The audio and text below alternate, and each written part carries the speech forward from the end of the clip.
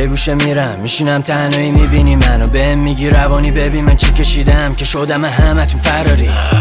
مرتضا مغزمو تست کردن گفتن من دارم یه قدرت ماورایی، توهم میزنم به بالا وصلم میده بهم آنوناکی، ولی دکترها میگن که مریضم با یه بیماری به اسم OCD اسکیزوفرنی، باورای غلط و غیر واقعی. با خودم تو جنگم تو هم بلیط بگیر بشین فیلممو ببین، استرس دارم نبضمو بگیر.